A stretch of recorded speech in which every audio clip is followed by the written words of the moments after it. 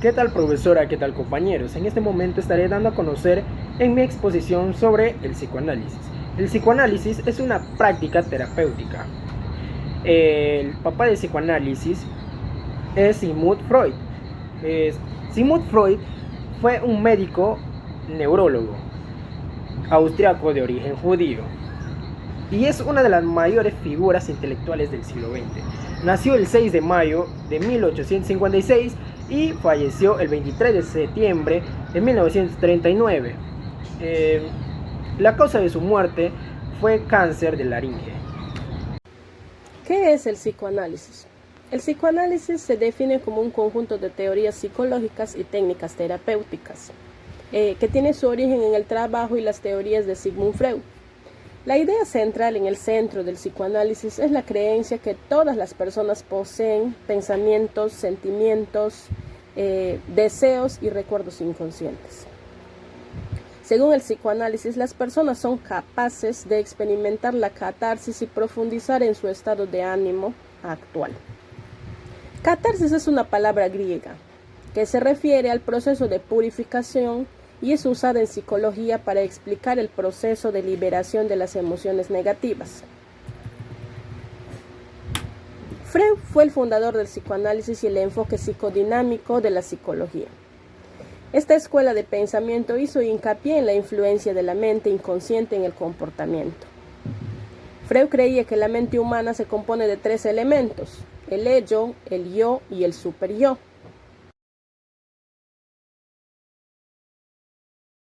Ahora vamos a hablar de planteamientos y aportes del psicoanálisis. La teoría psicoanalítica menciona que nuestra mente se compone de 3 instancias: el consciente, el inconsciente y el preconsciente, como también el ello, yo y el super yo. Vamos a empezar con el consciente. El consciente es una persona que está en pleno uso de todas sus facultades. Como por ejemplo, me voy a un notario para hacer mi testamento. Entonces el notario tiene que ver que yo esté en uso de todas mis facultades para poder firmar o dejar algo a alguna persona. Entonces, eso es el consciente. Ahora, el inconsciente. El inconsciente es una persona que desarrolla inadvertidamente su comportamiento, como por ejemplo la respiración. La respiración es una acción inconsciente, ya que la persona no piensa cada vez que inhala y exhala. Eso es un ejemplo de inconsciente. Ahora vamos al preconsciente. El preconsciente es la unión del consciente y el inconsciente. Por ejemplo, el recuerdo de un rostro, de una dirección, de un número de teléfono, Entonces, un ejemplo también es, por ejemplo, entra una persona, yo estoy cantando en una fiesta y me saluda. Entonces, ese momento no me acuerdo de dónde le he visto. Y mi mente se va a 1000 por hora y viene a mi mente y me acuerdo que le he visto en tal parte y todo eso. Entonces, para mí eso es el preconsciente. Como también el ello. El ello, vamos a hacer un ejemplo. Es si un bebé recién nacido llora, espera que satisfaga sus necesidades o que le presten atención. Como por decir, si le duele a un bebé, si le duele su cabecita, llora. Entonces, como es niño, bebito, para saber qué le está pasando, ¿no? Como padres nosotros. Ahora, el yo, ¿qué quiere decir? El yo es un ejemplo, es tomar conciencia de lo que hacemos nosotros. Ahora, el super yo. El super yo, según Freud, este comportamiento se da a partir de los 4 años. A ver, un ejemplo es que un niño imite a su mamá, por decir, su mamá se levanta temprano a barrer. Entonces el niño adopta todas las cosas que hace su mamá, ¿no? Imita a su mamá, imita a su mamá. Pulsión o impulso. La pulsión son estímulos provenientes de nuestro cuerpo que repercuten en nuestro psique. Ejemplo, si veo un plato de ceviche en una mesa muy exquisito, me provoca apetito. Y obviamente es un estímulo que al comer sacia mi hambre. Líbido. La libido es la energía psíquica de la pulsión sexual. Como por ejemplo, cuando los varones observan a una mujer con atributos llamativos, provoca en ellos un deseo mayormente sexual. Bueno, ahora vamos a hablar de los métodos de Freud. Hay una infinidad de métodos, pero voy a nombrar solamente 3, los más importantes, ¿no? Que son asociación libre, interpretación de los sueños y actos fallidos. Asociación libre para mí es manifestar todas nuestras ideas y nuestros pensamientos. Interpretación de los sueños, por decir, estoy pensando toda la noche en mi hijo que va a ser un gran arquitecto, que se va a graduar, y entonces eso es un deseo que provoca que yo sueñe, ¿no? Entonces quiere decir que estoy asociando mis pensamientos. Ahora, actos fallidos, es decir, cosas sin querer.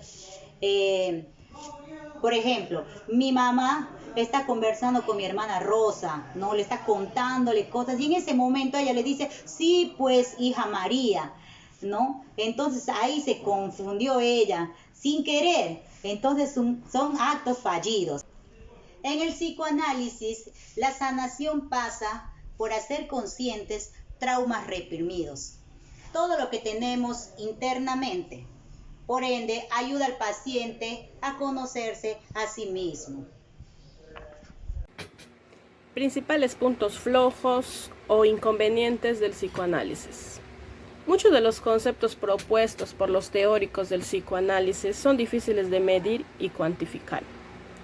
La mayor parte de las ideas de Freud se basaron en estudios de casos y observaciones clínicas en lugar de la investigación empírica y científica. Las teorías de Freud exageran la influencia de las experiencias de la niñez, el sexo y la mente inconsciente.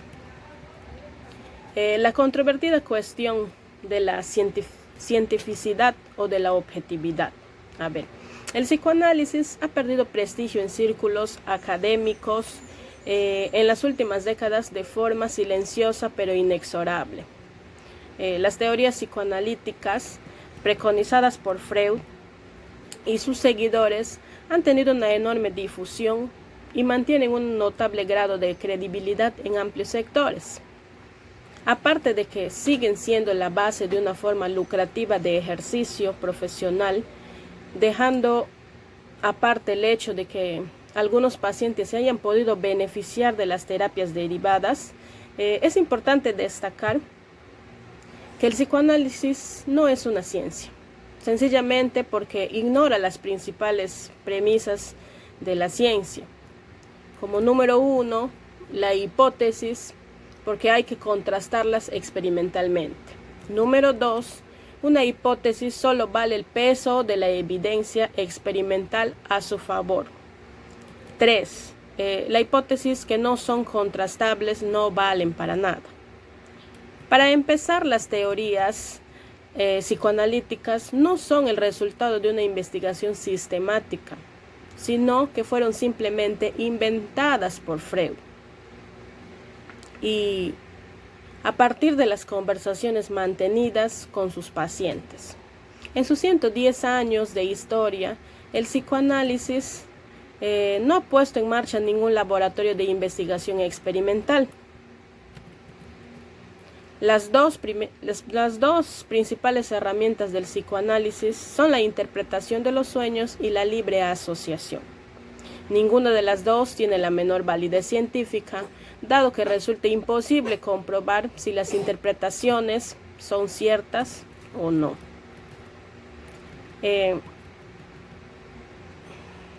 Las semejanzas y diferencias respecto a las teorías de Freud.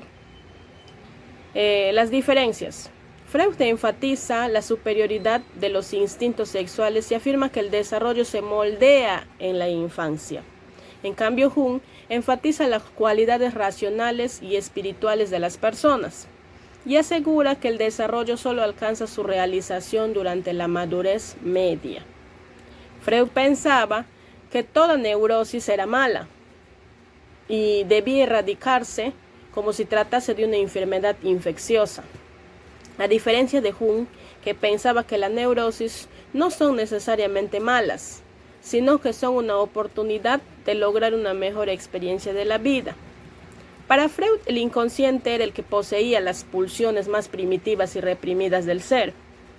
El ser humano movilizado por una energía llamado líbido. Para Jung, el inconsciente era donde estaba todo aquello que hace el hombre un ser creativo y en búsqueda de un autodesarrollo. Freud consideraba que la estructura psíquica de la persona se divide en consciente, preconsciente e inconsciente. Para Jung no, la estructura psíquica de la personalidad se divide en consciente e inconsciente colectivo. Jung rechazó la posición extrema de Freud respecto al aspecto sexual.